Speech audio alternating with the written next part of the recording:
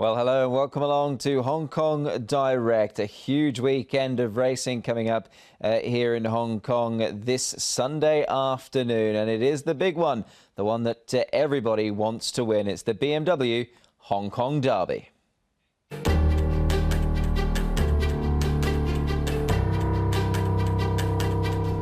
What a great four-year-old. Vengeance of Rain runs away, wins by 2. Hail the Storm making ground. Stanley Ho can get anything he wants. Viva Pawtucket wins the Derby. The odds-on favourite, Akeet Mafeed, will prevail in the Derby. Akeet Mafeed wins at 3/4 of a length. Designs on Rome with his head in front. He's edging away, and Designs on Rome wins the Derby by a length. Rapid Dragon in front from Pakistan Star. The puzzle now complete. Rapid Dragon takes the Derby. Still a length, Golden 60. He's running out of time. He's coming now. Golden 60 drives. He's won it. Well, some wonderful memories of derbies that have been here at Hong Kong. But we can now take a look at the start list coming up for this weekend's race. It's a huge race. It's over the 2,000 metres. California Spangle heads them for Zach Purton. Romantic Warrior on the same handicap mark there. Karis Teetan will be on board. The Irishman is the mount of Blake Shin this time around. Turin Red Sun in the field from gate number 6. I'm a Single Man. Senor Toba, could he be the one? Far, a horse who's been mopping up around the valley. Different proposition this, though, in the Derby. Money Catcher for Derek Leung. Rocket Spade from the Casper Found stable. SJ Tourbillon for Ruan Meyer. Champion Dragon, Mr. Ascendancy. Crossford for Wagner Borges. And Nordic Sky, Tony Millard and Antoine Hamlin teaming up. Well, a cracking renewal of this year's Derby in prospect coming up from Sha Tin, and I'm pleased to say that I'm joined on the line by a jockey who's got a rather big responsibility in the race. He will ride the classic mile winner, Romantic Warrior, and it is, of course, Karis Teetan. Karis, many thanks for joining us here on this Hong Kong Direct BMW Derby special. It's a big weekend coming up here at Sha Tin, and I imagine you're very much looking forward to it. Yeah, hi Nick, thank you. Yeah, it's a big weekend in Hong Kong, big weekend for all of us. So now we're just looking forward to get on with the racing. And just on your horse, Karis, obviously Romantic Warrior, you know, he was a very good winner of the mile. He's running the Classic Cup, obviously very good, albeit in defeat. If we could just go back to when you picked the ride up on this horse, I mean, what were your feelings then? I mean, going into the mile, this horse was unbeaten. He clearly has plenty of ability, and obviously then going into that first leg of the four-year-old Classic Series, he did what he did. What were your initial thoughts when you picked up that ride? Well, you know, he was an unknown horse before the Classic Mile.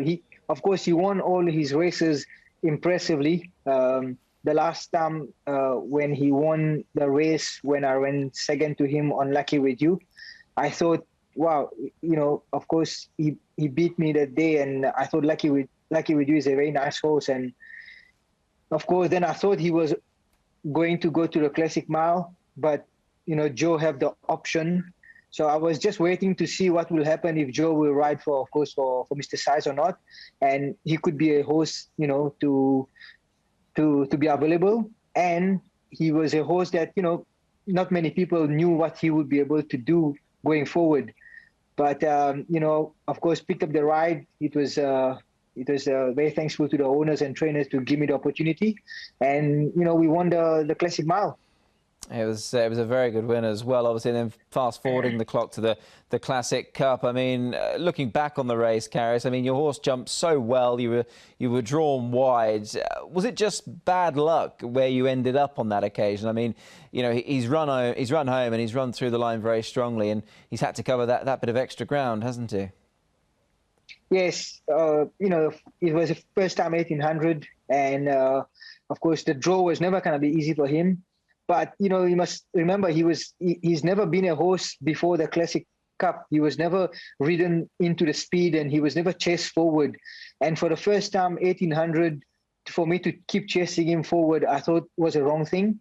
And, you know, even if he did jump very well, but I still believe I had to work more on him to get him across the inside horses. And there was many horses try to keep pushing in, and that just kept making it harder for me.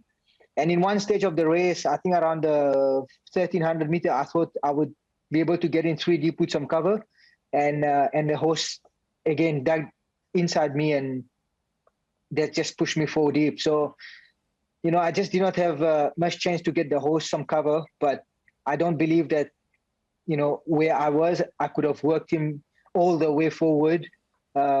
Even like I say, first time 1800, and I would have to overwork the horse. So I just had to bite the bullet and just stay there where I was. Yeah, I mean, obviously, in the job that you guys do, they are split-second decisions, aren't they? They're never the easiest. I mean, sometimes you might be wrong, sometimes you might pull it off and be right. So it's one of those things, I suppose. How has he come out of the race since then, Karis? Obviously, you've been working closely with this horse, and how has he been leading up to the big race on Sunday? He's doing well. He's, of course, a horse that with time will improve physically and mentally, and that's what he's shown us in the morning. I did give him a gallop on a turf, on a proper turf, with a companion, and he did very well. He feels very good. And a few days ago, I just gave him his final gallop. He's in good shape. Of course, it's now you know, to get him be comfortable, and for the weekend, he's ready for the weekend. And just on the weekend, obviously, Karis, as an occasion, very different to previous derbies you would have ridden in. Obviously, you went close in one last year. Just the sense of expectation. I mean, this is, I guess, perhaps outside of the international race, or maybe this just sort of tops that. I mean, the expectation on this day is huge, isn't it, for the connections? Yes, of course, it's a big day. You know, in Hong Kong, there's many big races, and you know, of course, the Hong Kong Derby, it's different. There's just something else about this race that most of the people here wants to win this race. So I'm just very happy that, you know, I can go to the race with a horse that have a very nice chance, the horse that's improving at the right time. So it's gonna be interesting, and like you say, it's a very important weekend for all of us, even for the connection. Yeah, we just you know, of course, it's a big day, but you know, you have to just keep focused and go to races as normal as you can to try focus for a race. Karis, it's looking like it's going to be a really superb renewal of the Derby. Look, we wish you very well indeed with Romantic Warrior and all of these connections, and hopefully you can pull off 2 of the 3 legs of the 4-year-old Classic Series. Many thanks for joining us here on Hong Kong Direct. Thanks, Nick. Well, great to chat to Karis there. We wish him and the connections of Romantic Warrior very well indeed coming up in the Derby this Sunday. Well, we've spoken about the fact it's the race that many want to win, and a lot of money is spent on private purchases in a bid to win a BMW Hong Kong Derby. And the man that can tell us a little bit more is Mark McNamara. Thanks, Nick. The BMW Hong Kong Derby comes up at Sha Tin this Sunday, and owners scour the globe to try and get their name on the Derby on a roll. It is the race that every owner in Hong Kong wants to win. Thus, they look at all of the horses overseas to bring in and get their name on that Derby trophy. If they arrive as a racehorse, they come as a PP, a private purchase, and they come well credentialed, and they spend mega bucks trying to find their Derby champion. We've picked out 4 to have a look at that could be this year's 2022 BMW Hong Kong Derby winner. The first horse we'll look at is the Irishman. He's already traversed 2 countries before arriving in Hong Kong. He ran his first 3 races in New Zealand, winning on debut at Avondale. He then, after 3 starts, went across to Sydney. He won on debut at Warwick Farm over the 1400 metres. He since has arrived in Hong Kong and is trained by Francis Loy. He'll have a new jockey when it comes to the Derby on Sunday. Blake Shin takes the ride and he steps up to the 2,000 metres for the first time. He was group placed in Australia, running second in the Group 2 Far Lap Stakes and also the Group 3 Carbine Club. One of the Northern Hemisphere PPs running in the Derby is Turin Red Sun. He was known as Mithras when trained by the powerful combination of John and Thady Gosden. He's really been a find throughout the 4-year-old series, powering home in the Classic Mile and an even faster finishing second in the Classic Cup. He goes to the 2,000 metres for the first time, but we refresh now that close off in the Classic Cup from his last start. 100 metres to go. 2 lengths Money Catcher. Chiron Red Sun's running on. California Spangle's in front. Chiron Red Sun won't get him. And California Spangle won the Classic Cup. You aren't going to miss Senor Toba in the run. He is the ghostly grey, and now with the Casper Found stable, he began life with Chris Waller in Australia, and he comes out of a Derby before arriving in Hong Kong. He ran second in the Queensland Derby, over 2,400 metres. He's had 2 starts overseas over the Derby distance of 2,000 metres, including running third in the Group 3 Rough Habit Plate at Doomben, but he went 2 spots better at Randwick over the 2,000 metres when he won the Group 3 Frank Packer Plate. He didn't go around in the Classic Mile after a minor hiccup. He's trialled, he's stepping back to 2,000 metres, and he shot for Derby glory. Money Catcher, the next horse we look at, was Jason Beltry when trained in New Zealand by Bruce Wallace and Grant Cooksley. He's now with Frankie Law. He's very lightly raced when it comes to racing in Hong Kong. Indeed, he stepped up into 4-year-old series company for the first time in the Classic Cup. His overseas record was largely on rain-affected tracks. He ran 8th in the New Zealand Derby behind a horse he races in this Derby in Rocket Spade. He ran second also to Rocket Spade in the Avondale Guineas. His win was at 1,100 metres. However, he was Group 2 placed in that Avondale Guineas over the 2,100 metres. The trip should be no problem. Derek Long rides for Frankie Law. Well, great work from Mark there, delving into those private purchases, and I think you'd agree, some of them with very live chances indeed of perhaps taking the BMW Hong Kong Derby this Sunday afternoon. That brings us to the end of part 1 of this Hong Kong Direct Derby special. Don't go anywhere, do join us after the break, where we've got more preview coming up of Sunday's big race.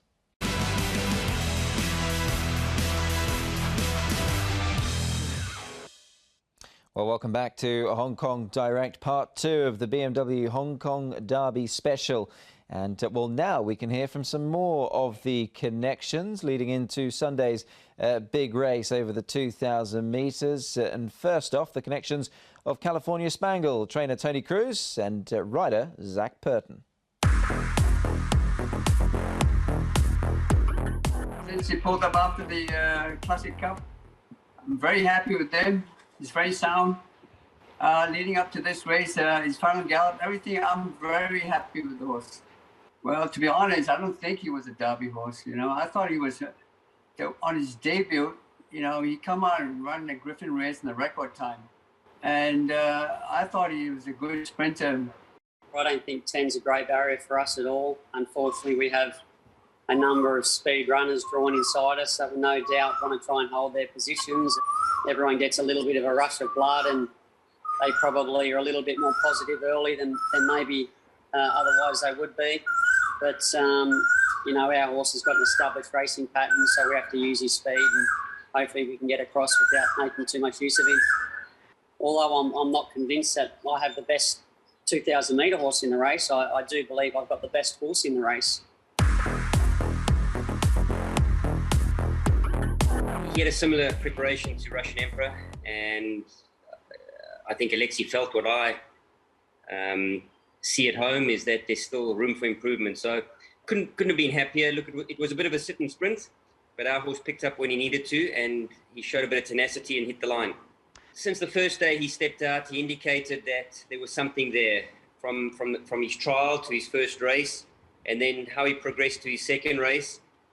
He just kept improving, and that's what you want to see. You want to see a horse start to appreciate and enjoy his surroundings, and when you can get that out of them, you can start to train them towards a derby. I'm very confident because I'm very happy to ride this horse. I believe he's got an ideal preparation for this race, and he is coming at the right time. His run in the Classic Cup was massive, you know. So I believe the 2,000 will be good for him. And the draw seems to be much more than correct. And, you know, from that, I can only be confident. And just Douglas just said he is a tough horse and he is strong mentally. And I think he proved it in the Cup because it was only a sprint after the home turn. And he managed to give me a great turn of foot. He wasn't really relaxed, and he's still trying very hard for the line, and I think it was only very positive. He's a horse that's just going to continue to improve. I think come December, or certainly 12 months from today, he's going to be well into triple figures. That's not even an issue, and probably be the best staying horse in Hong Kong. You know, certainly over the next, from the age of 5 onwards, I would be quite confident of saying that. But at this stage, you know, of his prep, he is, I've got him where I want him to be. We've got a lovely gate in gate 3. The horse is going to have the blinkers on for the first time. We took him to the gates this morning. He's starting to all come together. He's starting to know how to jump better and know what we want of him. We want to get him into some sort of position to take advantage of that. And I think we're going to be able to do that on Sunday. Senor Toba seems to be a very promising horse. He's on his way up.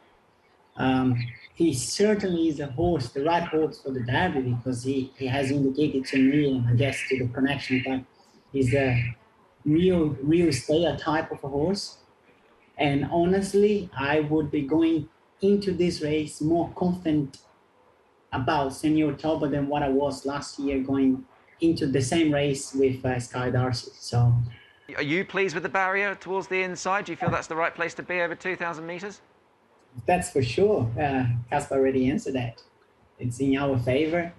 The last thing I would want is to jump out from gate 12 or 14 with him. Somebody else going to have to jump out from there, but I'm glad that I'm not the one. The horse himself, from the gate, he should be having every chance. I'm very happy with that. Well, you can certainly glean plenty of confidence from the connections of Senor Toba. Great to hear from some of the connections as well regarding their runners in the big race. Obviously, California Spangle winning the Classic Cup last time out, and Zach Purton there saying that he most definitely thinks he's on the best horse. Whether or not it's the best stayer is another story entirely. They are the experts, though, as far as the horse men and women are concerned. But what about the experts with an opinion on the race? Let's find out what the experts fancy in the Derby coming up Sunday. And first off, Leo Schlink gives us his selection for the big race.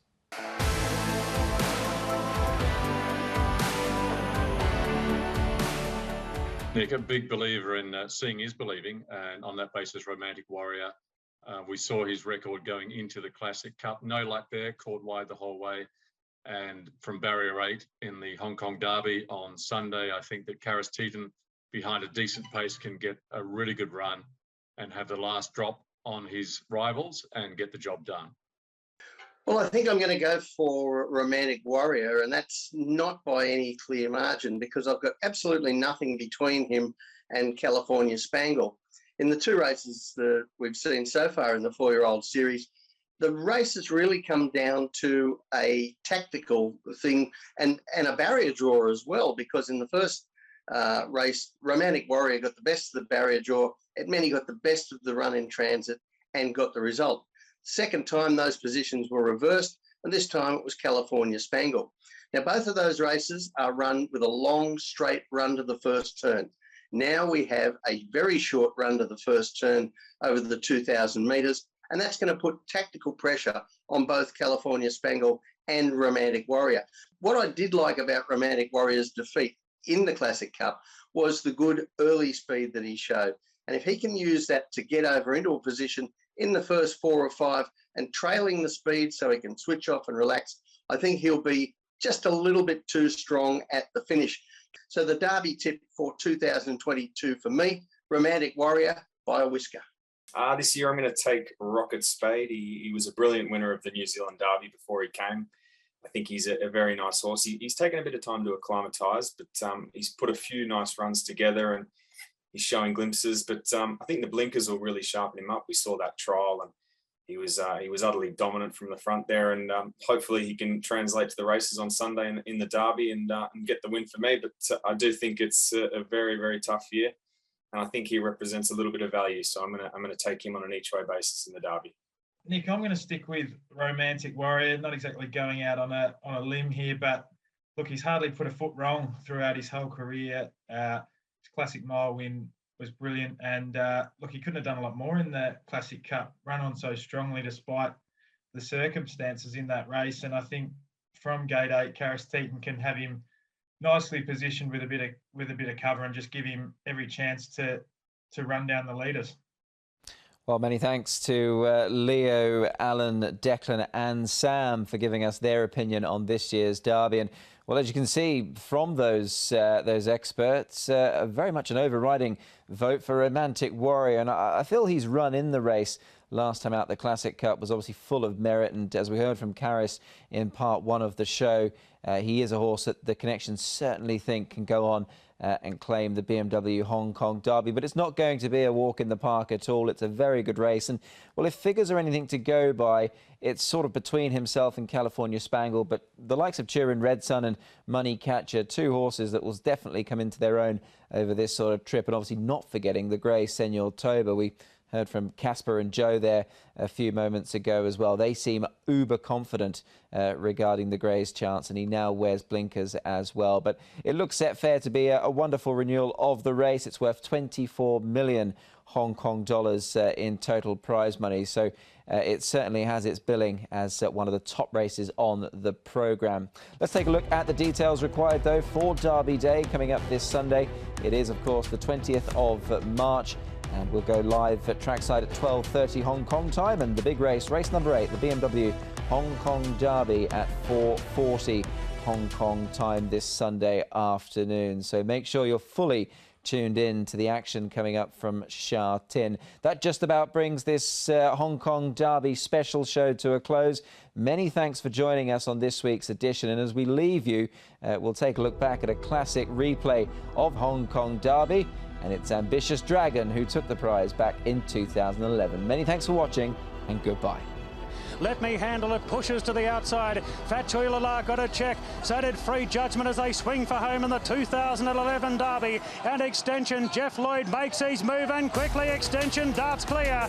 Seamos coming out of the pack together with Ambitious Dragon, who lays in, but he goes after Extension and wide out Let Me Handle It. It's Extension being tackled and headed by Ambitious Dragon, and the favourite draws clear. Let Me Handle It goes to 3rd, but what a great season Ambitious Dragon's having. And there's Derby glory for Maxime Guillon and Tony Millard. Ambitious Dragon beats Extension.